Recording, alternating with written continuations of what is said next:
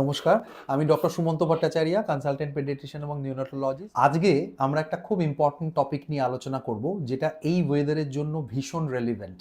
সেটা হচ্ছে বর্ষাকালে কি করে আপনারা বাচ্চাদের টেক কেয়ার করবেন। আমরা সবাই জানি যে এখন মনসুন সিজন, তো বর্ষাকালে এখন প্রচুর বিভিন্ন রকম সমস্যা বাচ্চাদের সম্মুখীন হতে হয়।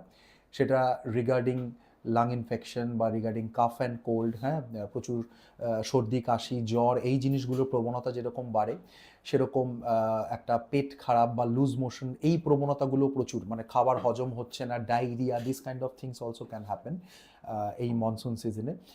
তার সাথে সাথে যেটা খুব ইম্পর্টেন্ট, এই মনসুন সিজনে বিভিন্ন নতুন করে রোগের আমরা দেখি যে প্রাদুর্ভাব বাড়ে। যেমন অ্যাজ ফর এক্সাম্পল ডেঙ্গু প্রচণ্ড বেশি শুরু হয়। এই সিজন শুরু হলো, অলরেডি ডেঙ্গু পাওয়া যাচ্ছে কলকাতাতে এবং বিভিন্ন কলকাতার পার্শ্ববর্তী এলাকাতে, এবং সেটা যাতে আগে থেকে আমরা কিভাবে সেটার জন্য সতর্ক হতে পারি, so that is very important. So প্রথমেই যেটা বলার ফার্স্ট হচ্ছে, আমি এই ডেঙ্গুটা নিয়ে প্রথম বলতে চাই। আমরা সবাই জানি যে dengue that is a basically একটা মশার কামড়ের জন্য হয়, মশাবাহিত রোগ, এবং that is A viral infection. তো এর কোনো প্রপার কিন্তু ট্রিটমেন্ট নেই। হ্যাঁ, সো ডেঙ্গুতে যেটা আমাদের করতে পারি, আমরা এই টার্মটার সঙ্গেও সবাই খুব পরিচিত, যে prevention is the better than cure. So আমাদের প্রিভেন্ট করতে হবে any viral infection. We can prevent, but we can't treat properly because there is no specific medicine for the viral infection. তো এই মতো ক্ষেত্রে আমরা ডেঙ্গুর জন্য যেটা করতে পারি খুব ইম্পর্টেন্ট, সেটা হচ্ছে দুরকমভাবে করতে পারি। একটা হচ্ছে আমরা সেলফ কেয়ার নিতে পারি, আর আরেকটা হচ্ছে যেটা আমরা যেখানে থাকি বা বসবাস করি তার পারিপার্শ্বিক কেয়ারটা আমরা কিভাবে নেব, যাতে, যেহেতু এটার প্রাইমারি হোস্ট হচ্ছে একটা মশা, সেই জন্য সেই মশার প্রাদুর্ভাব যাতে আমরা কোনোভাবে কমাতে পারি, মশার কামড় থেকে যাতে আমরা আমাদের বাচ্চাদের প্রোটেক্ট করতে পারি, সেই দুটো জিনিসই মাথায় রাখতে হবে অ্যাজ ওয়েল, দুটো একসাথে। তো পারিপার্শ্বিকের জন্য যেটা ইম্পর্টেন্ট, সেটা হচ্ছে কোথাও জল জমতে না দেওয়া, যেগুলো প্রত্যেক বছর পুরসভা থেকে বিভিন্ন রকম সাজেশনস দেওয়া হয়। কোথাও জল জমতে না দেওয়া, কোথাও স্টোর করে জল না রাখা বাড়ির, হ্যাঁ, অনেকক্ষণ ধরে, because this are the very good medium for growth of that mosquito, হ্যাঁ, যেটা এডিস ইজিপ্টি বলে একটা মশা আছে, সেইটা এই মেনলি ডেঙ্গু ভাইরাসটাকে বর্ন করে, মানে নিয়ে যায়, হ্যাঁ। এটা হলো এক নম্বর। দু নম্বর হচ্ছে বাড়ির পরিপার্শ্বে যাতে লোকাল যারা আপনাদের মিউনিসিপ্যালিটি বা পুরসভা আছে, তারা যেন প্রপারলি টেক কেয়ার করছে, মশার জন্য কিছু গ্যাস হয় সেইগুলো মশা মারার দেওয়া, ব্লিচিং পাউডার বা পরিষ্কার পরিচ্ছন্ন থাকা, that is a main thing, হ্যাঁ, আবর্জনা বা এই জিনিসগুলো যাতে জমতে না দেওয়া। এটা হলো একটা। দু নম্বর হচ্ছে নিজের সেলফ প্রোটেকশনের জন্য যেগুলো করার দরকার। এক নম্বর হচ্ছে মসকুইটো নেটস ইউজ করা প্রপারলি, যদি সেরকম মশার খুব বেশি প্রাদুর্ভাব সেই এরিয়াগুলোতে থাকে। মসকুইটো রিপেলেন্টস ইউজ করতে পারেন। খুব ছোট বাচ্চাদের ক্ষেত্রে একটু মুশকিল, কিন্তু more than I think 6 months থেকে 1 বছরের পর হলে আপনারা ইজিলি মসকুইটো রিপেলেন্টস ইউজ করতে পারেন।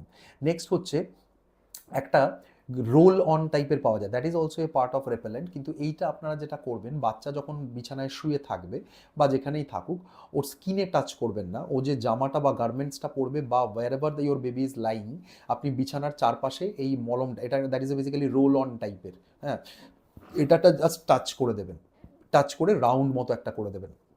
তো তাতে কি হয়, এই এই গন্ধটা that is A work like a repellent, হ্যাঁ, তো সেই জন্য সেটাতেও মশার থেকে আমরা কিছুটা বাচ্চাকে প্রোটেক্ট করতে পারবো।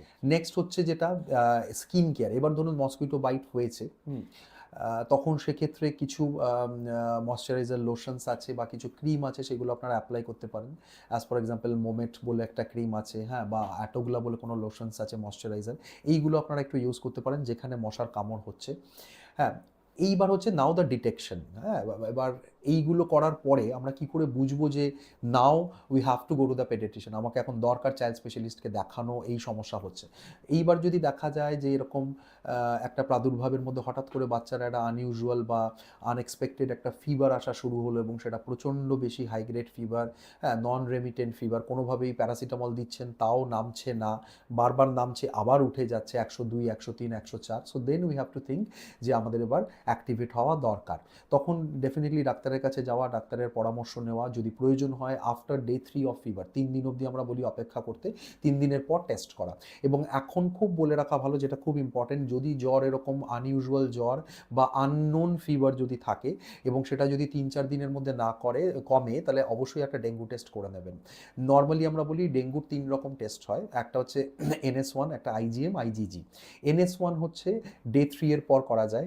IgM বলে একটা টেস্ট হয় যেটা হচ্ছে স্পেসিফিক ফর দ্য ডেঙ্গু, সেটা জেনারেলি 5 দিন জ্বর থাকলে তারপরে করাটাই ভালো, 5 ডেজের পর, 5 থেকে 7 দিন। সো এই IgM যদি পজিটিভ আসে তার মানে বুঝে নিতে হবে ডেফিনেটলি তার ডেঙ্গু হয়েছে। NS1 কিন্তু অতটা স্পেসিফিক নয়, ডেঙ্গু অথবা ডেঙ্গু লাইক যদি কোনো ভাইরাল ইনফেকশন হয় তাহলেও কিন্তু NS1 পজিটিভ হতে পারে। এইবার আসি আমরা, তাহলে আমরা যেটা এখন অবধি জানলাম সেটা হচ্ছে কীভাবে প্রোটেকশন নেব, আমরা কখন ডাক্তারের কাছে যাব, কি ইনভেস্টিগেশন করাবো। এইবার নেক্সট যেটা ইম্পর্টেন্ট সেটা হচ্ছে আমরা ট্রিটমেন্ট কী করব, আমরা আর কি করব। এবার যখন ডেঙ্গু ধরা গেল, একজনের পজিটিভ এলো কোনো একটা বাচ্চার ব্লাড টেস্ট করে, সো মেন হচ্ছে এর ফার্স্ট হচ্ছে রেস্ট, যে কোনো ভাইরাল ইনফেকশনে বাড়িতে থাকা, স্কুলে বা যে জায়গায় বাচ্চাটি যাচ্ছে খুব অ্যাক্টিভিটি, হাইপার অ্যাক্টিভিটি খুব বেশি না করানো, হ্যাঁ, অ্যাক্টিভ স্পোর্টসে না যাওয়া, বাড়িতে বসে রেস্ট নেওয়া। সেকেন্ড হচ্ছে হাইড্রেশন, খুব important, fluid, that is the only single treatment of the viral infection like dengue. So বারবার করে জল খাওয়া, বিভিন্ন ফ্লুইডের যেগুলো আপনার সোর্স আছে, যেরকম coconut water, fruit juice, milk, soup, so this all can give, হ্যাঁ, যেটাই বাচ্চারা পছন্দ করে, কারণ বাচ্চারা সবসময় অনেক সময় জল প্লেন পছন্দ করে না টেস্ট ভালো না থেকে বলে। ইনফ্যাক্ট আপনারা একটু জলের সাথে হানি মিক্স করে সেইভাবেও একটু বানিয়ে দিতে পারেন, মানে একটা জুস মতো হয়ে গেল বা একটু মিষ্টি মিষ্টি হলো, বাচ্চারা খেতে ভালোবাসলো। বাই এনি চান্স ফ্লুইডস দিতে হবে, কতটা দিতে হবে সেটা ডিপেন্ড করে বাচ্চার ওয়েটের উপর, সেটা ডেফিনেটলি আপনার নিয়ারেস্ট যে চাইল্ড স্পেশালিস্ট আছেন বা ডেফিনেটলি আমার সঙ্গে কন্ট্যাক্ট করে সেটা আপনারা জেনে নিতে পারেন। নেক্সট হচ্ছে খুব ইম্পর্টেন্ট, যে জ্বরের জন্য প্যারাসিটামলই দেওয়া, এবং প্যারাসিটামলের বাইরে আরও কিছু ওষুধপত্র পাওয়া যায় যেগুলোর কম্বিনেশনস থাকে, আইবুপ্রোফেন, মেফেনেমিক অ্যাসিড, এইগুলো বিশেষ করে এই ওয়েদারটাতে একটু অ্যাভয়েড করতে পারলে ভালো হয়। একদম যদি দেখা যায় প্যারাসিটামলে কমছে না, ডাক্তারের পরামর্শ নিয়ে আপনারা এই ওষুধগুলো দেবেন, কিন্তু নিজের থেকে দেবেন না। আজকাল অনেক মা বাবারাই আছেন দিতে অনেক সময় জেনে গেছেন, তারা হয়তো হঠাৎ করে দিয়ে দিলেন, সেই জন্য তাদের জন্য এটা বলা যে এই ওয়েদারে যেহেতু ডেঙ্গুর প্রাদুর্ভাব খুব বেশি, সেই জন্য এই ওয়েদারে এই মেডিসিনসগুলো অ্যাভয়েড করবেন, only stick on the plain paracetamol. আপনি 4 ঘন্টা পর পরও দিতে পারেন, কোনো অসুবিধা নেই। গা হাত পা স্পঞ্জিং করাবেন যদি জ্বর কিছুতেই না কমে। নেক্সট হচ্ছে একটু এই সময় যে কোনো ভাইরাল ইনফেকশন, একটু গ্যাস্ট্রাইটিস, খাওয়ার ইচ্ছেটা কমে যায়, অ্যাপেটাইট কমে যায়, তার জন্য কিছু হজমের ওষুধ আছে, ডাইজেশনের ওষুধ আছে, সেইগুলো একটু পরামর্শ নিয়ে স্টার্ট করা। সো অল ওভার এটাই। নাও এইবার হচ্ছে নেক্সট স্টেপ হচ্ছে যেটা ডেঙ্গুতে আমরা ভাবো যে কখন হসপিটালে যাব। হসপিটালে যাওয়ার মেন ক্রাইটেরিয়া হচ্ছে যদি দেখা যায় যে ব্লাড টেস্ট করে আমরা জানি ডেঙ্গুতে দুটো পয়েন্ট খুব ইম্পর্টেন্ট ব্লাডে, একটা হচ্ছে platelet and second one is PCV মানে এটা রক্তের ঘনত্ব, হ্যাঁ, আর প্লেটলেট কাউন্ট আমরা জানি। So platelet count if that is getting down, এবং সেটা যদি দেখা যায় হু করে কমে যাচ্ছে, হ্যাঁ, রিপিটেড একটা ব্লাড টেস্ট করতে হয়, ধরুন এরকমও দরকার, ধরুন আজকে ডেঙ্গু ডিটেক্টেড হলো ডে 5 অফ ফিভারে, আমরা প্লেটলেট কাউন্ট দেখলাম 2 লাখ। অনেক সময় দেখবেন ডাক্তাররা পরামর্শ দেয় আবার 48 আওয়ার্স পর একটা প্লেটলেট করো, আবার 48 আওয়ার্স পর একটা প্লেটলেট করো। এতে যদি দেখা যায় হঠাৎ করে কোনো সময় প্লেটলেট কাউন্টটা 1 লাখের নিচে নেমে যাচ্ছে, অথবা পিসিভিটা যদি 40-র উপরে চলে যায়, 40-এর উপরে, সো দ্যাট ইজ সিগনিফিকেন্ট।